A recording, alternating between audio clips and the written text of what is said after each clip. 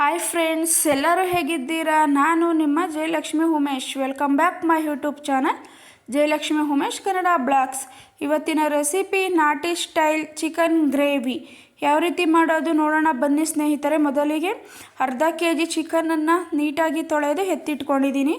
ನಂತರ ಒಗ್ಗರಣೆಗೆ ಒಂದು ದೊಡ್ಡ ಈರುಳ್ಳಿ, 2 ಮಧ್ಯಕ್ಕೆ ಸೀಳಿರೋ ಹಸಿಮೆಣಸಿನಕಾಯಿ ಹಾಗೂ ಒಂದು ಟೊಮೊಟೊನ ಕಟ್ ಮಾಡಿ ಈ ರೀತಿ ಇಟ್ಕೊಂಡಿದ್ದೀನಿ ಸ್ನೇಹಿತರೆ. ಮಿಕ್ಸಿ ಜಾರಿಗೆ 3 ಸ್ಪೂನ್ ಕಾಯಿ ತುರಿ, 2 ಸ್ಪೂನ್ ಹುರಿಗಡಲೆ, ಚಕ್ಕೆ, ಲವಂಗ, ಶುಂಠಿ, ಬೆಳ್ಳುಳ್ಳಿ ಹಾಗೂ ಕೊತ್ತಂಬರಿ ಸೊಪ್ಪು ಹಾಗೂ 1 ಸ್ಪೂನ್ ಅಚ್ಚ ಖಾರದ ಪುಡಿ, ಗರಂ ಮಸಾಲ, ಚಿಕನ್ ಮಸಾಲೆ ಹಾಗೂ ಖಾರದ ಪುಡಿಯನ್ನು ಸಹ ಸೇರಿಸಿಕೊಳ್ಳೋಣ.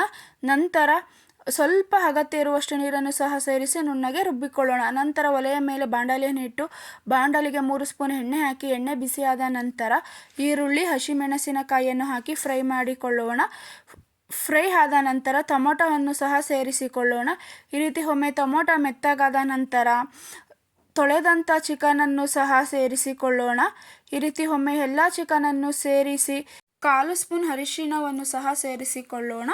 ನಂತರ ರುಚಿಗೆ ತಕ್ಕಷ್ಟು ಉಪ್ಪನ್ನು ಸಹ ಸೇರಿಸಿಕೊಂಡು ಒಮ್ಮೆ ಮಿಕ್ಸ್ ಮಾಡಿ ಚಿಕನನ್ನು ಬೇಯಲು ಬಿಡಬೇಕು ಸ್ನೇಹಿತರೆ. ಈ ರೀತಿ ಚಿಕನ್ ಬೆಂದ ನಂತರ ನಾವು ನುಣ್ಣಗೆ ರುಬ್ಬಿದ್ದಂಥ ಮಸಾಲೆಯನ್ನು ಸಹ ಸೇರಿಸಿಕೊಂಡು ಹಾಗೂ ಅಗತ್ಯ ಇರುವಷ್ಟು ನೀರನ್ನು ಸಹ ಸೇರಿಸಿಕೊಳ್ಳೋಣ. ಮತ್ತೊಮ್ಮೆ ಎಲ್ಲನೂ ಮಿಕ್ಸ್ ಮಾಡಿ ಈಗ ಕುದಿಯಲು ಬಿಡಬೇಕು ಸ್ನೇಹಿತರೆ.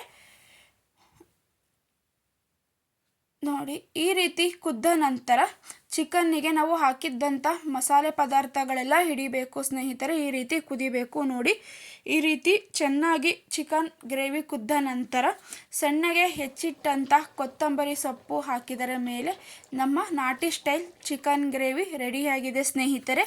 ಈಗ ಬಿಸಿ ಬಿಸಿ ಅನ್ನ ಹಾಗೂ ಮುದ್ದೆ ಜೊತೆಗೆ ಸರ್ವ್ ಮಾಡಿ ಕೊಡಿ ಸ್ನೇಹಿತರೆ.